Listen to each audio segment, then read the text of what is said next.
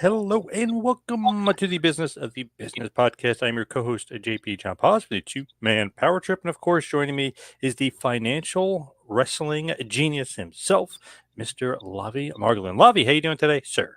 Hey, John, I'm doing well. Outside of of course, the TKO antitrust deal settled, and there's always big stories in WWE and AEW. But outside of that this week, there's a lot of smaller, interesting stories.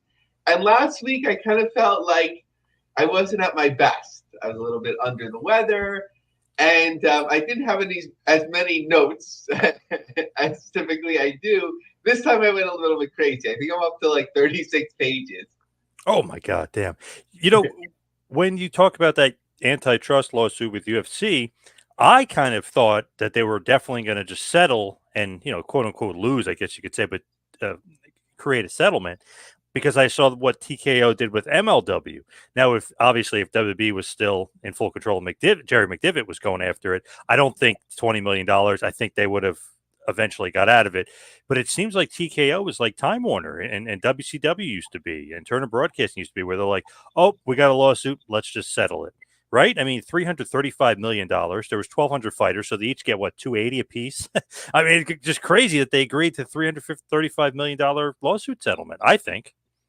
So it's interesting with the MLW lawsuit. I never thought it was going to be like an amount that would like devastate them, but I thought the lasting impact would be losing and having an effect on what claimed to be monopolistic type of practices, right? So that It would restrict their ability to do business necessarily as they like to or as they're alleged to have done.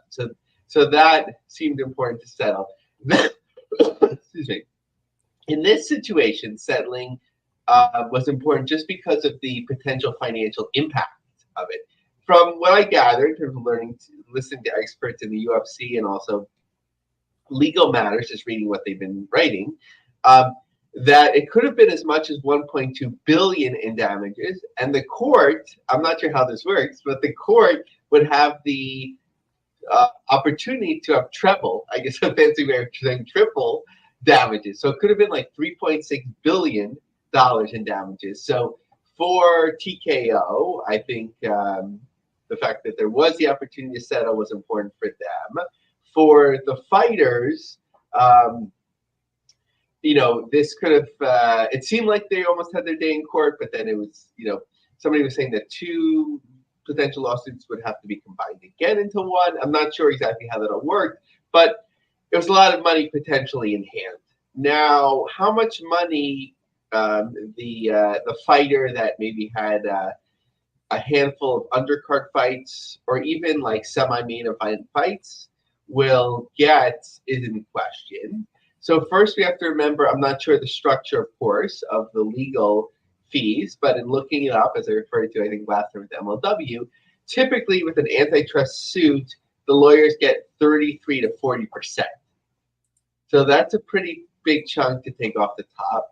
The next thing that I saw was that it seems that the amounts will sort of be relative to the original payouts or sort of like kind of like the place on the card. I don't know if it'll be as mysterious as like when Jim Ross had to give the payouts to WWE wrestlers on house shows, but it seems like Brock Lesnar, Anderson Silva, the guys that were on top in this time period win again. So maybe Rampage Jackson doesn't have to do like any hand behind my back fights anymore or anything like that. But so those guys may get, over and above the average fighter. So there's not necessarily an average fighter. Oh, okay. It'll be depending on the place on the card. So it doesn't change much for the UFC in the future. They can continue to do business as they are, but there are, other viable options that, certainly the UFC is the NFL, the NHL, whatever of its sport. It basically always has been in North America. But as we'll see in a second, there are other options, some that are surprising. Yeah, well, with Bellator, right? They get bought out by PFL, so PFL will absorb them, I guess, in 2026 is what I was reading or gleaning from what I was reading. So that means that from 2024 to 2026, there's going to be or going to need a home because Bellator will still operate as normal. So they already had a bunch of shows light up, obviously Belfast and a bunch of other ones which are coming up very, very soon. So how does that work, and where do they land? Where will we be able to see them? So as far as I gather, I don't follow the MMA world as much as I used to. Um, that there was a fight literally as we're recording it today, or I'm not sure if Belfast time, maybe it happened already, or maybe it's not happening for several hours, but it's happening today for all intents and purposes.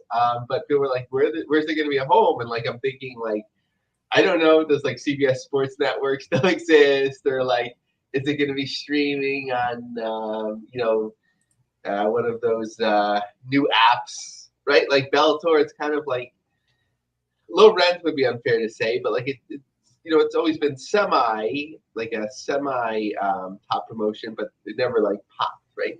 But lo and behold, they're like it's going to be on Max, and that's like really we have no idea of the financials, but that's a real rabbit, out of the hat. That one caught me by surprise. Like how long have we been waiting for AEW to do more with Max? Everyone's waiting for that, and look, they got they got Bellator basically for a song or like absorbing whatever debts, basically, if I understand correctly. So here you have this brand that you have on Max. So that's a pretty nice accomplishment of the PFL, which I kind of thought was just like, that meme with like shoveling money into like the furnace, because like they're always like announcing shows, but I don't know if there's like any buzz to it, any like high fan. Right, and plus, when you look at it, when Bellator fought PFL, the Bellator fighters destroyed them. It was 5-1, right? And Bader was the only one that lost, and obviously, not to make an excuse for Bader, but you saw the size difference there. I mean, he's a smaller heavyweight going to get up against a pretty big guy, but in Ferreira there. But when you look at it, it's like, wow, Bellator is better than PFL. They should get their own home. But then when you look, you're like, Max, holy crap, how the hell did they get Max before AEW did? Like, that was a shocker. I was surprised about that. Yeah, like I don't know the status of Showtime now, what they've been up to for the last. Well, I know that they canceled their boxing thing, right? But like for years, like there would be, and they were good promotions at the time, especially before I think they got watered down, like Strike Force, right? Like those type of promotions. I think there was like a little bit of like Ken Shamrock in London. That was kind of a disaster fight or whatever.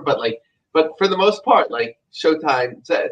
If anything, like a Bellator would seem like a fit like Showtime historically, but Max has always been like very careful about like, okay, we had championship boxing, they canceled that a number of years ago, so that was really impressive. So, what is this all to say, right? Like, what does it mean for wrestling when there's new deals in MMA? Sometimes it means nothing, right? But oftentimes they're kind of like cousins, almost first cousins. We could see that with TKO, obviously, not to go back, in its history. Certainly, UFC was marketed against pro wrestling to get attention is one of the first things. So they're not that far away. A lot of crossover fans. But does it mean anything for AEW ever being on Max, like to a bigger degree? Maybe it depends on the next contract, right? The other, which is of course a much smaller type of circumstance, is United Fight Alliance signed a deal with Valley Sports regional networks to air, I think, multiple times on their lineup. Maybe like they didn't go so far as to say filler programming. I mean, you wouldn't in the PR release, but that was a little bit of the sense that I was getting. So we remember Valley's, right, from Diamond, from Sinclair. Yes. Right? So that we've been talking about years ago. And I've been writing about it even before that, like, okay, now that they have these RSNs, when it seemed like it was still a thing, that it's another step for a Ring of Honor to get attention, and now you have MMA on there. And, United Fight Alliance, good for them. They're finding a niche of, like, they're going to all the regional sports networks, across the country, and they're getting exposure for themselves to sort of, like, build their footprint by footprint. I'm not sure how important like pro wrestling is in like on a regional sports network these days. Like sometimes you could get more attention online and more eyeballs if it's not paying you a significant amount. I mean, depending on MLW's deals, just because beIN Sports is so limited in exposure, like following a UFA model, if beIN is okay with that, to get more exposure through that way might not be the worst idea. Crazy to think of another fight promotion getting some legs before a wrestling promotion gets some legs. You know what I mean? Like you would think like AEW's been on TV that they're going to get some legs, and all of a sudden Bellator, who you think is absorbed, they get on Max. So it's interesting with UFA and all these other fighting promotions to see like what MMA league is going to jump a wrestling league for a better deal. I'm just curious to see like just the trajectory of smaller wrestling organizations other than WWE and smaller MMA organizations other than UFC. As we were talking about like reputation of pro wrestling, and certainly outside of Vince McMahon's recent, the recent allegations against him for sure. WWE is like very, mainstream now for the most part, with highs and lows. Like people are like, it's okay, it's harmless, I'm not into it, whatever. But like generally pro wrestling, like programmers and network executives, they're still like have to think about it. Do I want to put this on? And even though like mixed martial arts certainly has its roots, right? In wrestling, yep. No rules. People thought about it. We're old enough to remember that, right? But like, still, you could like use it as filler program. It's kind of like, I don't know, kickboxing in like the early '90s, right? Like on ESPN2, which I love. The K1 on there, but like you could use it for that type of programming. But pro wrestling, you sort of have to justify it a little bit more. Actually, not to make our notes, our discussion even longer today, but something when I should have been sleeping, didn't sleep well last night, was that the WPIX 11. I think that's also your affiliate, John, for the CW. So. Yep. It seems like they're in a bit of trouble with potentially keeping the CW on there. So let me. Sorry, I didn't put this in the notes. Let me make sure that So Nexstar was fined $1.2 million by the FCC and could lose control of CW flagship WPIX in New York. FCC determined that local TV giant Nexstar takeover of WPIX in 2020 violated federal limits on station ownership. The regulatory agency ordered Mission Broadcasting, Nexstar's partner WPIX, to sell the station. Failing that, Nexstar could put the station under its umbrella and then shed other stations in its portfolio in order to remain under the ownership cap. The FCC also fined the company $1.2 million. So what does this mean? So we used to hear about this a lot as we kept looking for that Sinclair deal to purchase Tribune, where you're only allowed to own a certain amount of media in a market, or maybe a total footprint of media across the U.S. is probably more of the issue with Nexstar, because I don't know what else they would own in New York. So you use like a railroad company, which is like you don't own it, but you control it, and you put your media assets there. So it's like a place to park yourself. So the FCC has been pretty tough on this. They were tough on it with Sinclair, and they're tough on it here. So imagine if WPIX is sold, and whoever purchases it, if Nexstar doesn't bring it back in, I think that they would look to do that, right? The number one market. How much can you have a footprint of the U.S. if you don't have New York? But if they don't, right, and NXT is going there, imagine NXT going to a network that doesn't even have New York over the air. Oof, crazy to think that's like the flagship, like you said, that's like the lead dog there. But just changing gears a little bit here, go back into the wrestling world, go back into a little bit of Bushi Road. What's going on with Bushi Road? Not only New Japan, but maybe a little bit of Stardom as well. So first, I love Eventbrite.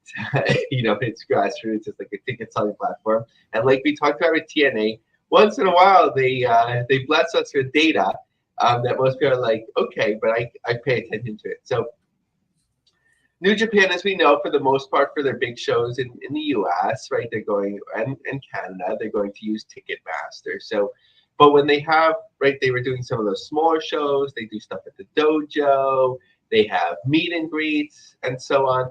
So they've had 40 events that they've listed on Eventbrite. And again, these aren't all wrestling shows. Some of these are like meet and greet type events. One of them was even like a press conference at their show. 40 events. There have been 12,200 people that attended these 40 events. That includes dojo, new beginnings, not this year's, but past, as well as several meet and greets.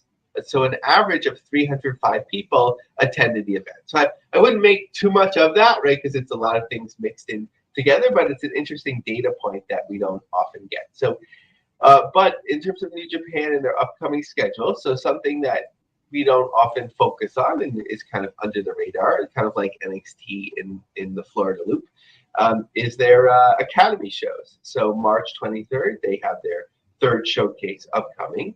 But in terms of the two bigger shows that we've talked about, Windy City Riot on April 12th, again, the sales are slowed down. Pretty much everyone who wants a ticket has it. So they just sold 31 new tickets in the last 7 days, according to WrestleTix, when I captured this on March 20th.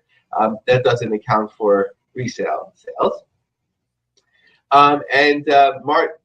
May 11th, which we talked about in Ontario, California, that there was some time to keep building things up. So as they announced, they didn't announce necessarily more talent, but they announced that World Heavyweight, Openweight, Strong Tag Team, and Strong Women's Championships will be on the line. Selling 83 tickets in 7 days. So that's not bad when you have about 7 weeks to go. Tickets distributed 1,638 with a current seller of 3,034, but this is a 10,000 seat building. So could easily see them getting to over 2,000, and depending on like the talent announced and what's announced, it could go upwards from there. And Stardom, and I think this is based on their approach to the market right now, I think these are always like a smart way to go. 2,300 arena show in WrestleMania weekend, they announced a number of new talents that will be appearing there. So I think they'll do well. I don't have the price for the tickets, but I think if they did charge a little bit more for those tickets, that they would do well regardless. Now, as far as TNA Wrestling is concerned, what's the latest on TNA? Because they've got some shows coming up, and some maybe not selling so well so far. Yeah, so the Palms Casino, we know they're double shot over there, but looking at Rebellion, tickets distributed 348. So it looks like at the moment they're sticking there. We know previously in Vegas it picked up quickly. Of course, you can do comps or different type of deals to fill the seats better if you need to, but 348 tickets distributed, just 15 sold in the last 7 days. 15. At the 2300 Arena on upcoming, actually, as we're recording this, it looks like 2.5 rows deep in terms of tickets sold. Interesting to see how that ultimately plays out. I believe last year in Albany they had some trouble with the on sale date, like having to be moved. This time again. So it was supposed to be on sale last weekend. I think it's now on sale this weekend, May 3rd in Albany at the Washington Avenue Armory. Last week we talked about their relationship that they established with Arena Football. Cincinnati was just announced for May 18th and 19th. Megacorp Pavilion. It's actually in the Cincinnati area, Newport, Kentucky, a place that they've been before. So just to summarize, Impact tapings coming up March 22nd and 23rd in Philadelphia, in Rebellion, and followed by Impact tapings on April 20th and 21st, Under Siege, and followed by an Impact taping on May 3rd and 4th, and then Impact tapings on May 18th and 19th in Newport, Kentucky. And the DVDs are coming out, right, on Impact Plus or TNA Plus, if you will, which is pretty cool because they used to have some pretty good DVDs back in the day. Yeah, I think a lot of people that are like nostalgic for those, especially like when independent DVDs was like a big thing, and like TNAs certainly were some of the best produced. So they're going to have those sort of like if you imagine like Coliseum videos coming to WWE Network at the time or Peacock, this is kind of like that Yep. similar idea. And we've given them credit for this before, but TNA in their social media, as soon as a Thunder Rosa Deonna Purrazzo tag team or rivalry was announced, then they shared on their socials that Thunder Rosa and Deonna Purrazzo had fought at Slammiversary 2021, and you could subscribe to TNA Plus. When it's free, then they refer you to YouTube. What is going on with GCW? We always talk about GCW. They get a lot of shows, but I feel like lately here they've got a ton of shows, maybe more than ever going on right now. Yeah, I have to do a count. Maybe I guess we could do it quarter to quarter, so that we don't have to wait till the end of the year. But big weekend for them in Detroit. 7 rows deep in terms of their staging. So actually, I asked our friend Josh Olson in Detroit because they're 7 rows deep seems like impressive for them. Plus GA, like what's the setup really like? So right before we're recording this, he was kind enough to send me a video and let me know that the setup is 1 raised stage level with several rows of seats that overlook the ring, 2 areas on the floor with 6 or 7 rows of chairs, and 1 raised GA section. So we don't think about it as like 4 rows all the way around. So like if we compare like a show in Atlantic City, which has 4 around, seeing 7 in Detroit isn't necessarily more tickets sold. But we could compare it to past shows in Detroit, which started out hot at this venue at Harpo's and then was down for a little bit. So this is definitely a good showing. In Rochester, in a smaller venue, Brett is certainly looking at the GCW team. I'm looking at it. There's 1 ticket remaining in Rochester, so I'm sure that will be sold out by the time that you hear this. So a good weekend for them upcoming. Skipping over the collective, maybe we'll have a guest on to talk about the collective before that happens soon. But in California, in LA, at the Ukrainian Culture Center, they're moving along. Eventually they'll get there, either sold out or they'll do well. Just a few 3rd row seats left. 5th row ringside, a fair amount of tickets still remaining, and just 1 or 2 seats in some of the other rows that are closer. And in Florida, on May, in Tampa, plenty of tickets remaining for that one. They announced a return to Chicago, Thalia Hall. I have to look up how that's pronounced, but I think it was Variety that was shared with me by WrestleTix had covered it, that it was 24,000 or 25,000 gate, if I remember correctly, and then Columbus. So just to summarize for them, so Detroit and Rochester, March 23rd and 24th, skipping ahead of all of the collective shows. LA, GCW on April 2nd, Albuquerque on April 21st, Tampa on May 3rd, Gringo Loco show in Jersey City on May 5th for Cinco de Mayo. Chicago and Columbus, May 25th and 26th. Atlantic City, okay, so that's something else to mention on June 1st and 2nd. So those Tournament of Survival, those shows always do well. And it looks like the tickets are certainly off to a hotter start there than the previous Atlantic City shows. Nothing new in terms of announcements with big New Jersey news, so still waiting on that.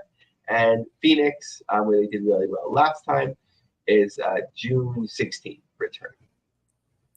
Now, as far as MLW is concerned, is obviously they've got some shows coming up, but maybe a show coming up very soon with a little bit of a history lesson and a little bit of the American Dream Dusty Rhodes involved. So Friday, March 29th is the show in Florida at the War Chamber show. So St. Petersburg, Paul Guzzo of the Tampa Bay Times wrote a nice article, an interview with Brett Lauderdale. I'm going to read a significant chunk of it now because I think it's really interesting. In 2006, as part of the WWE writing teams, Dusty Rhodes and Court Bauer had a meeting with McMahon that left them confused. McMahon, who also played an on-screen version of himself, wanted to wrestle God. Our marching orders were to fill in the episode leading up to this bill, Bauer said. After McMahon left the room with his half smile, Dusty said, "Thank God he's paying me a lot of money." Bauer, who'd once run his own promotion that held shows in Florida, said Rhodes then tempted him by wondering aloud what it would be like to quit and promote their own events in Tampa, where Rhodes was the biggest star in the 70s for championship wrestling. Rhodes died in 2015, but Bauer has not forgotten. Now head of MLW, Bauer will hold the show at the Coliseum in St. Pete. The event features a main match between two teams, the War Chamber, two rings surrounded by cage. Bauer, 45, has held Tampa Bay, again, starting his own, it's also the first wrestling card Bauer has held in Tampa Bay since starting his own promotion, dedicated to Rhodes. It's full circle, he said. MLW is firmly established as a promotion. It has distribution in 60 countries, TV and pay-per-view deal, and is internationally known. Stars like Matt Riddle and Davey Boy Smith and Mystico.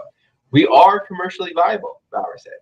Bauer said he owes the success in part to Rhodes, who once gave him advice while dunking cookies in beer. "I never wanted to be a wrestler, but always wanted to be in the wrestling business. I wanted to work behind the scenes." He first put that dream to use as an 18-year-old poli-sci major in Maryland, where he won a contest asking fans to serve as a matchmaker.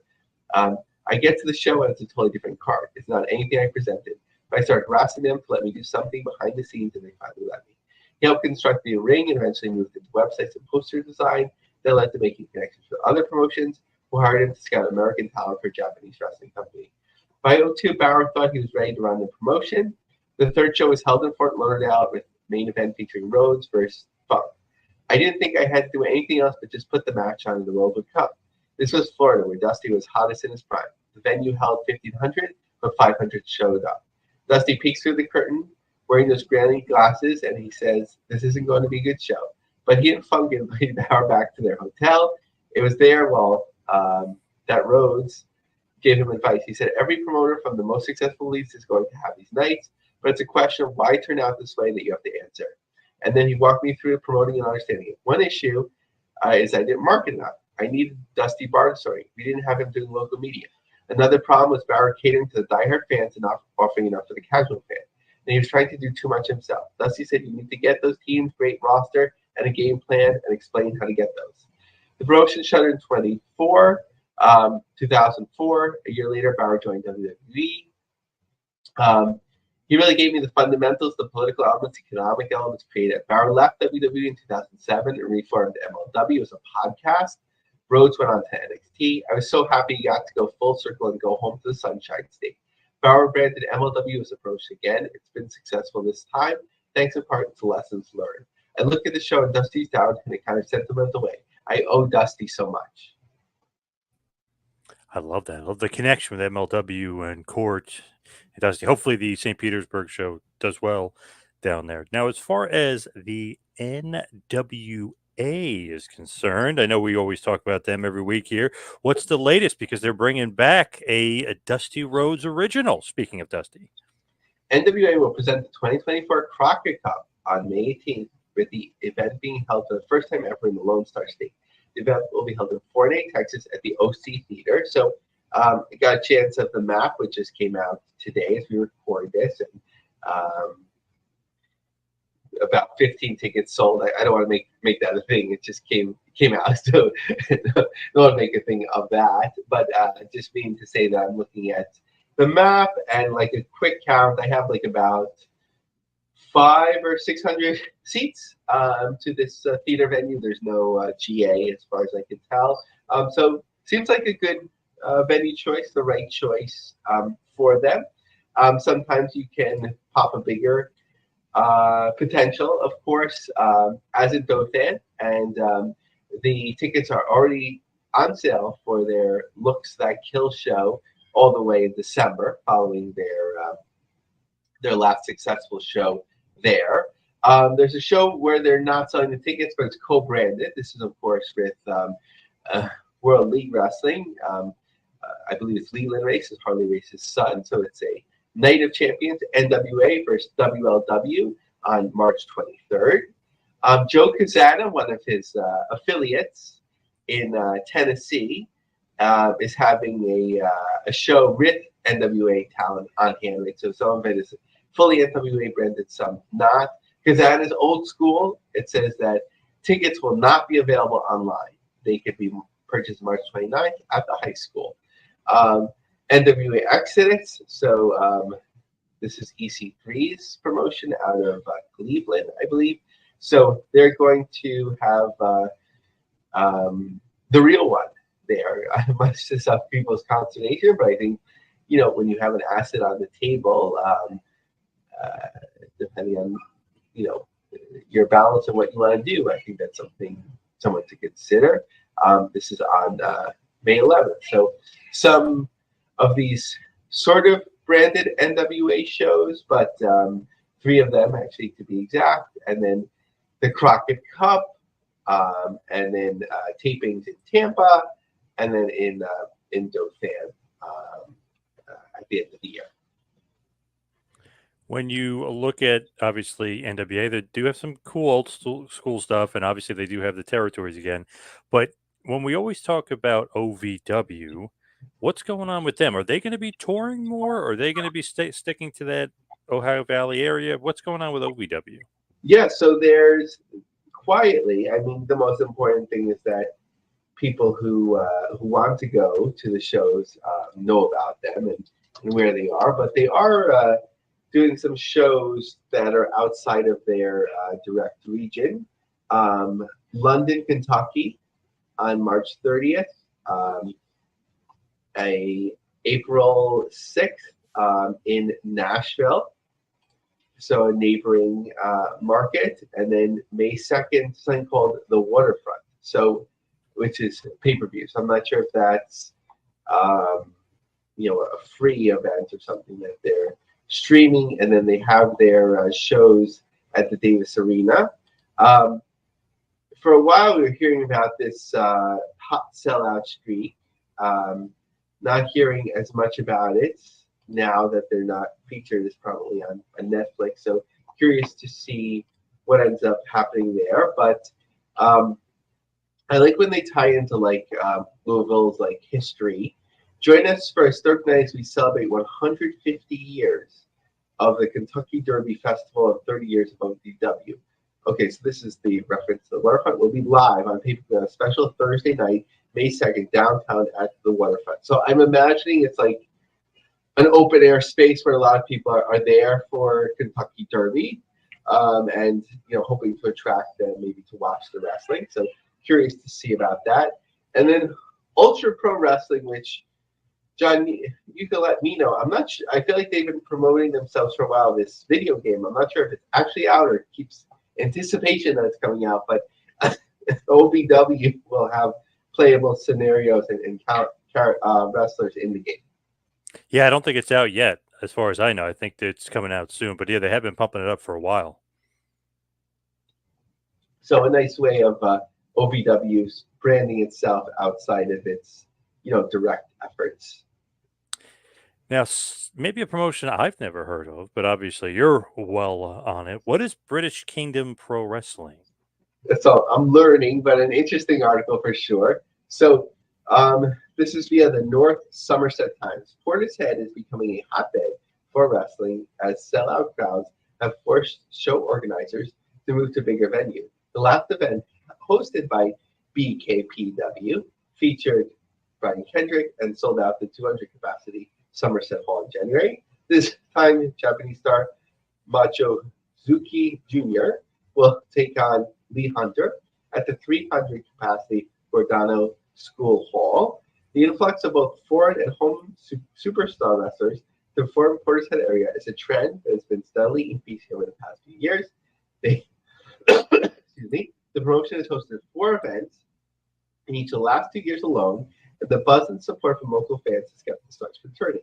Promoter Nadia Agali said, Portishead shows are always so well attended, and the fans are so great here. We're able to bring in the biggest stars and grow the market.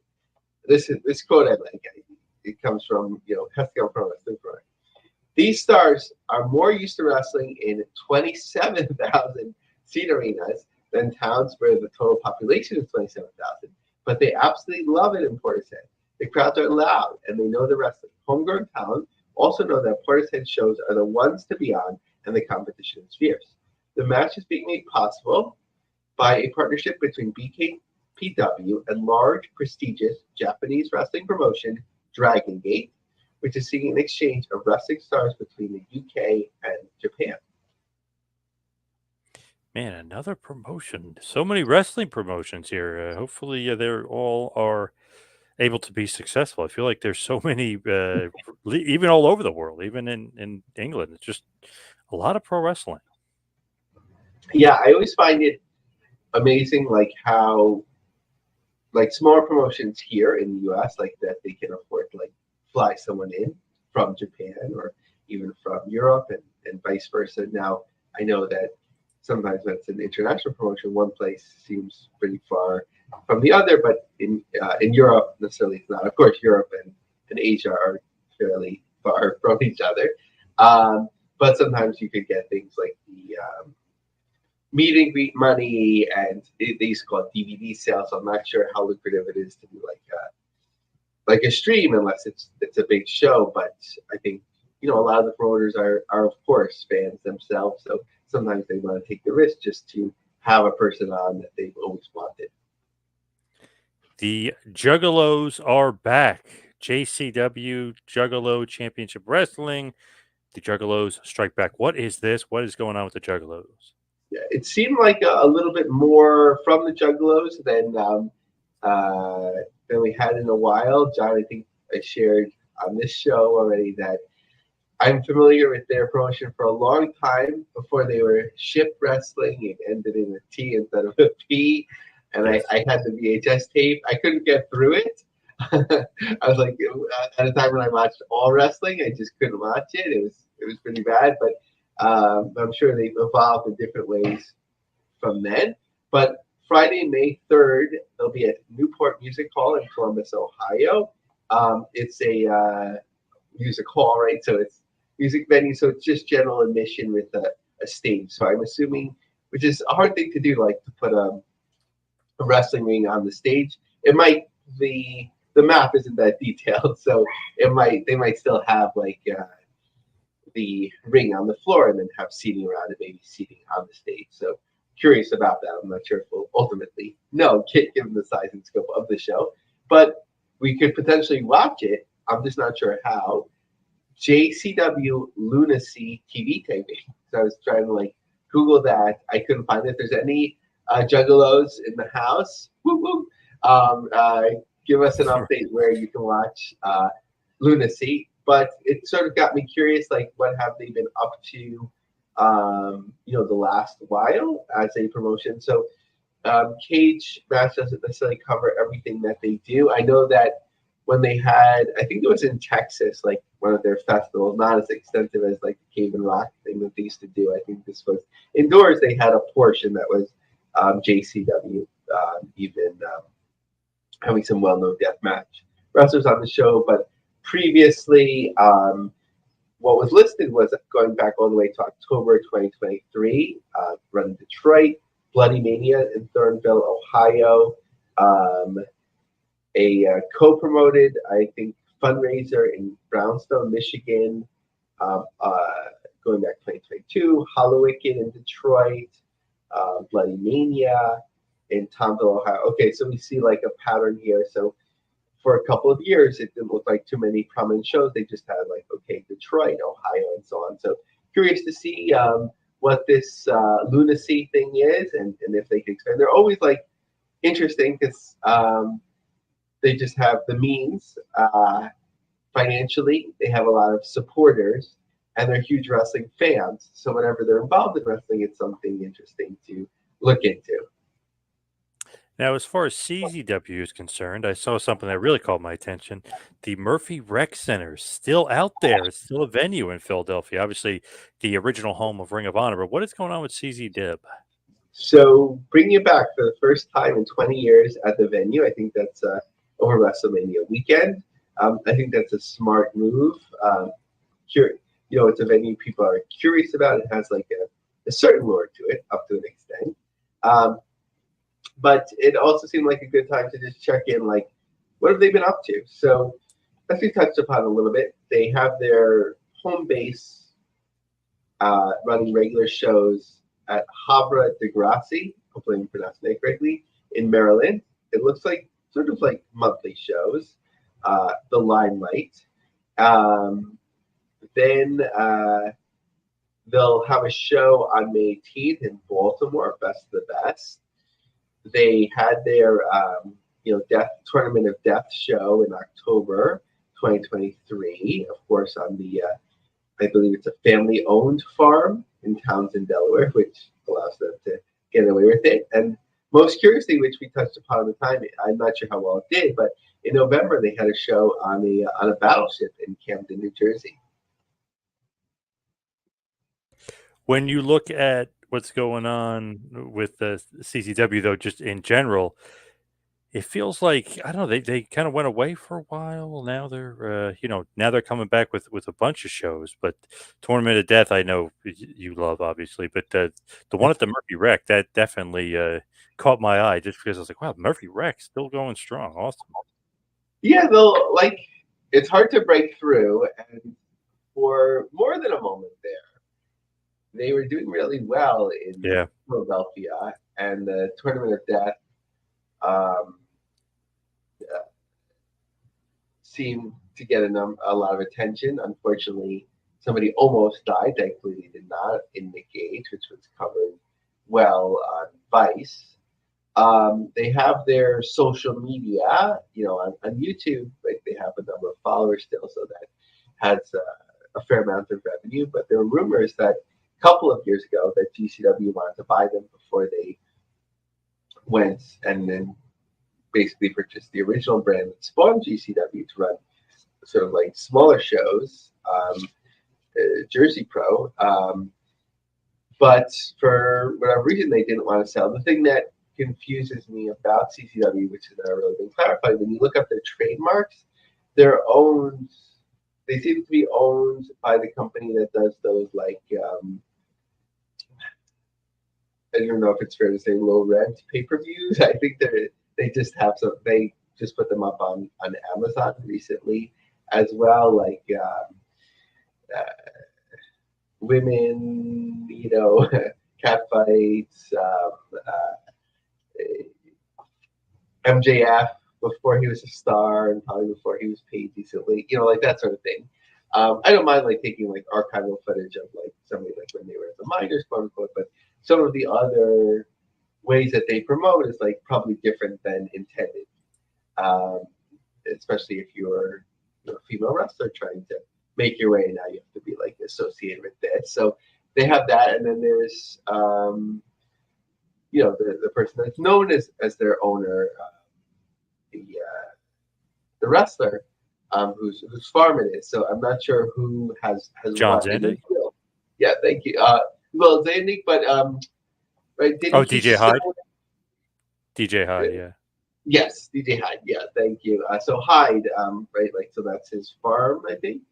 And everyone knows him as the owner. But like, when you look up the trademarks or copyrights, I believe that it's under this other ownership group who has a lot of like wrestling content tapes, and they're the ones that put out like CZW compilations.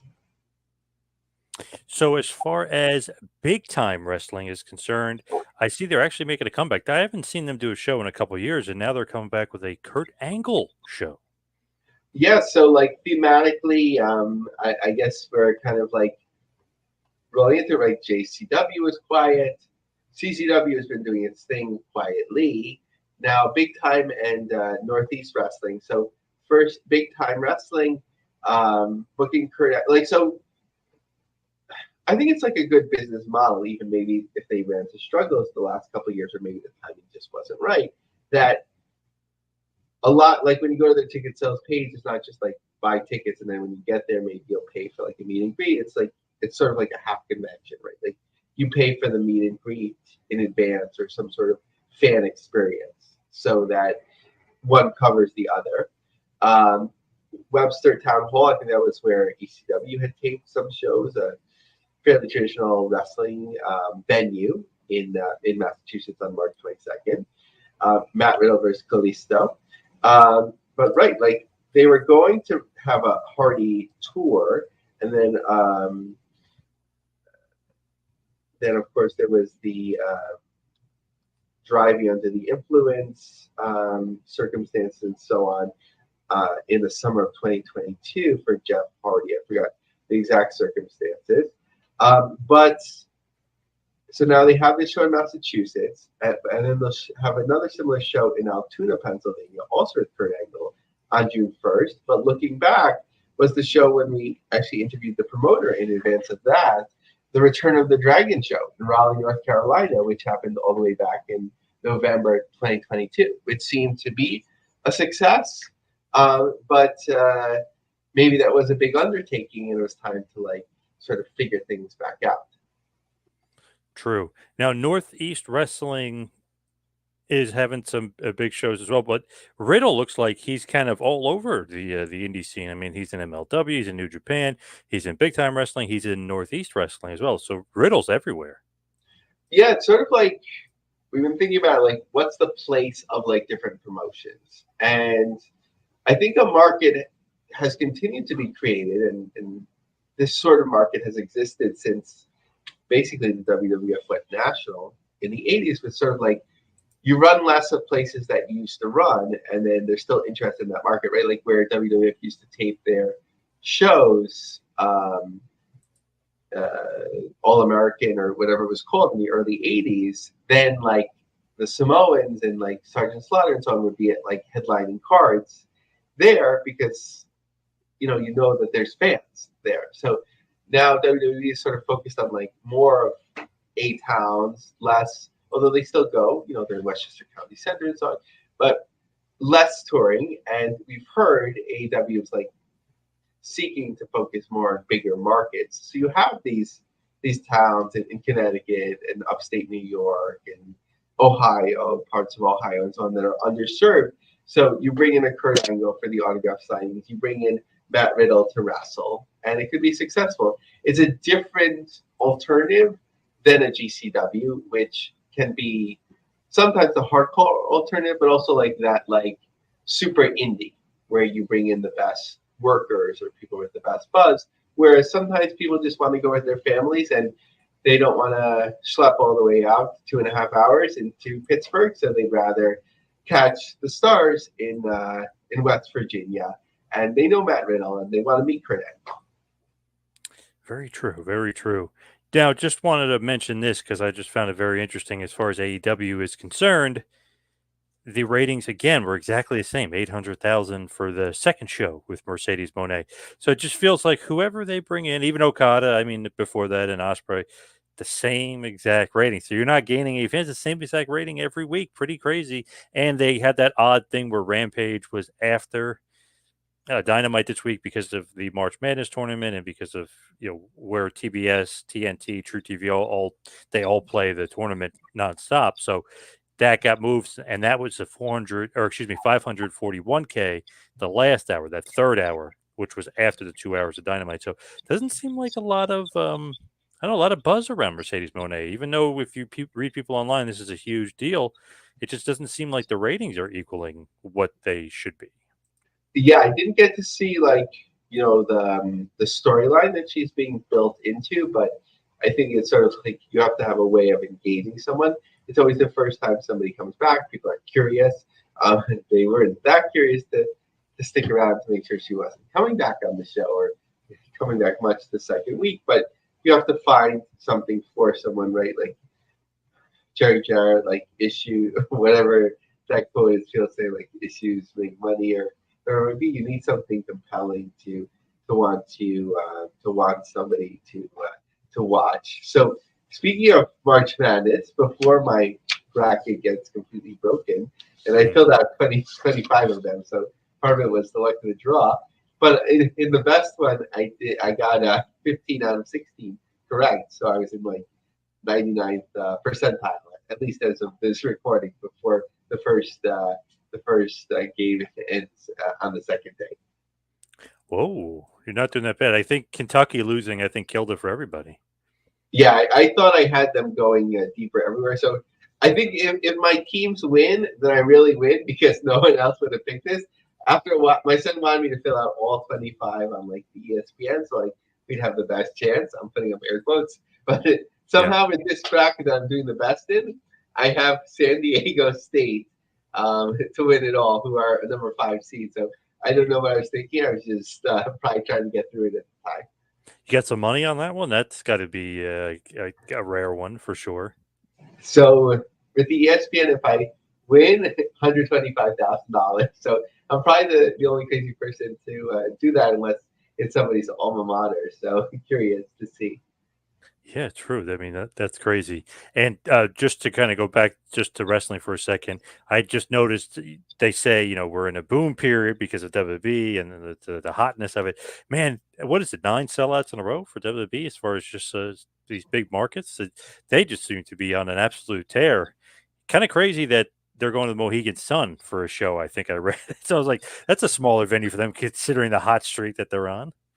Yeah, like sometimes it's hard to predict in advance. I think that sometimes they get confused between Foxwoods and Mohegan Sun. I think Mohegan Sun was the one that hosted UFC back in the day. And Bellator recently, yeah.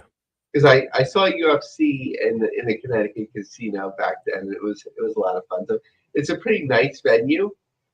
Sometimes it's hard to tell, but they got me. I will be going for the first show since that holiday show, John. I'll be going to the Brooklyn show on April 1st, the Raw, which is the last Raw before WrestleMania. The Rock will be on that one, so good choice there. Good pick. Yeah, probably the last time I saw him was when he did the return at Survivor Series 2004, something like that. I was there in 2011 as well, Survivor Series, with him and Cena against the Awesome Truth, who are somehow still a team now, and obviously going to WrestleMania. Very weird. Yeah, I paid for that show in 2004 or thereabouts. Like I bought it the day of, like as a resale. Ridiculous price, I won't say, but it was a fun show. Nice. Now let's hit the plugs here and head towards the finish. You can follow me on Twitter and Instagram at 2Man Power Trip. Lavie, what do you got going on in this crazy world? So, business of a business on LinkedIn. Follow our group. Follow me on Twitter at Lavie Marg, Lavie Merg, or otherwise known as X. And check out our friends. We are the official business podcast of PW Ponderings, and they have you fully covered for the collective and everything you need to know for the independent scene for WrestleMania weekend. All right. Thank you, everybody, for tuning in. We'll see you right back here next week for a little business of the business. We'll see you next week, folks.